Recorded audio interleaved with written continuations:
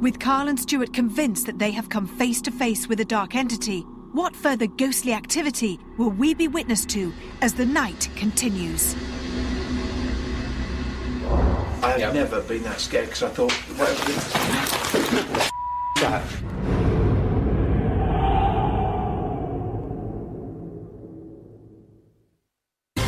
Brand new Medium starts Friday at 9, all new and exclusive to Living.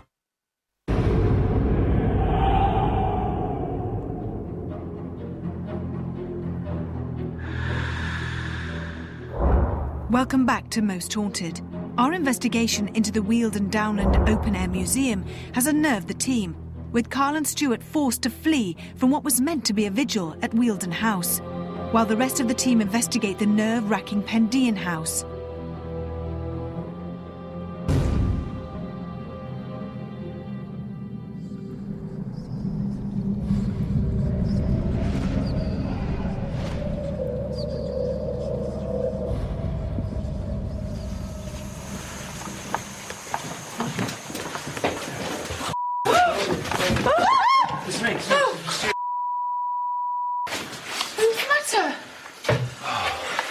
I'm sorry, we didn't even make it to there. What happened? Well, me and Carl went off to the house, just the two of us, and we didn't make it in the house because as you go up the path, there's like a small little walk path to the left. We go up there, Carl heard something, we turned round and we could see a figure. There was two trees and there was a dark shape standing behind one tree, and it moved from one side to the other. Who is that? They're coming towards us. Go! I can't go. Wait. This figure just went like That's that. scary. But then it started just come towards, it started to get bigger, and I just said to him, and as soon as it started to get bigger, that was it. We were gone. I have never been that scared because I thought, whatever. As soon as it started to get bigger, that was it. We were gone. I have never been that scared because I thought, whatever. With the concern that Carl and Stuart might have been followed by an entity to this house, we decide to conduct a séance in the hope that we may make contact with it and hopefully also make contact with the lady that wore the regal dress, whom Chris Conway picked up on when he first entered the building. She was young. She walks from the bottom up the stairs, through here, through to the back room, and then she goes over the side. What's that? I don't know, I can't see it. It was a 2. 21. 21. Oh. Thank you. Just go look around. Were you pregnant? What's that say? Can't see a thing. That's A. Stuart, maybe. Stuart's not going to you, Stuart. Is it still on A? No, it's on B now. That's not making sense. It's going to Stuart. Does Stuart remind you of someone you used to know? No, Stuart. Great to me, isn't it, eh?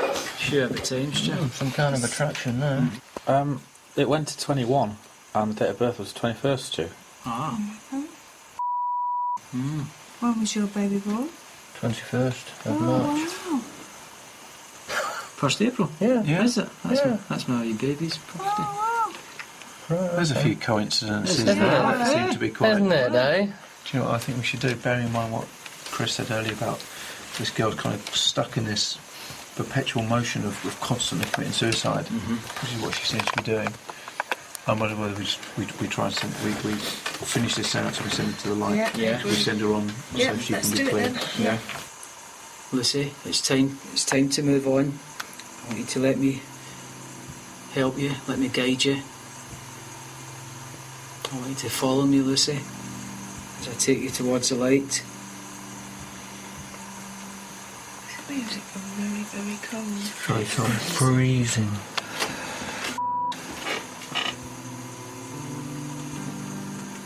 This is going. That's good. That's really good. pleased that we have brought rest to the ghost of Lucy, we continue to reach out to the spirits of Weald and Downland until first light. And in the cold light of day, what does Dr. Kieran O'Keefe make of our investigation into this most haunted of sites? The second part of the investigation moved further out to areas that had a better reputation for hauntings. It was in this area, being further out and getting into the more woodland area, where I think the most significant thing happened. A group was moving towards an outer cottage and they thought they saw a figure standing in the doorway. Maybe we took the wrong one down there. Is it alive? There's someone there. Is there? Who that would be? It was that clear to everybody on that particular vigil that the security guard that was accompanying them ran after it thinking that it was human.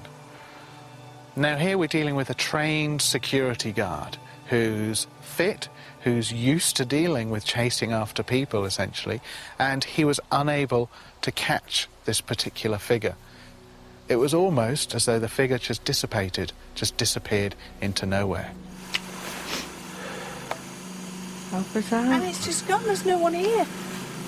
It's just the weirdest thing. Now, this is fascinating in itself. Is it paranormal? That's debatable. But then another vigil went to the same area, unaware of what had happened, and they saw the same sort of figure. There's no way I'm going up there. Who is that? Both groups seeing the same sort of figure. Is that coincidence? I don't know, we're dealing with a probability issue here. And I think the more and more I talk about it, it's very, very difficult for me to argue some sort of normal explanation to do with a visual illusion or trick of the light, that sort of thing. I think the way both teams reacted show that we're dealing with something tangible here, that either somebody human or it's a ghost. Who is it? They're coming towards us. Go. I can't go. Wait. At the end of the day, I think it's debatable what we're dealing with, but I'm really being pushed into the corner here, and I have to lean more on the side of those witnesses that thought they saw something paranormal. Our two-night investigation of Weald and Downland has been eventful, with even the usually sceptical Kieran leaning more towards the paranormal. Where will our journey through the paranormal lead us next? Until then, sleep tight. I have never been that scared because I thought, whatever. Tomorrow night on Living, it's more drama from Oceanside Wellness with a new doctor who's pushing the boundaries of science, leading to all sorts of ethical problems. Private Practice is brand new tomorrow night at 10. Back to this evening, and next along, the sinister contents of a storage unit are about to spark a hunt for a serial killer. Leading the hunt will be the Criminal Minds.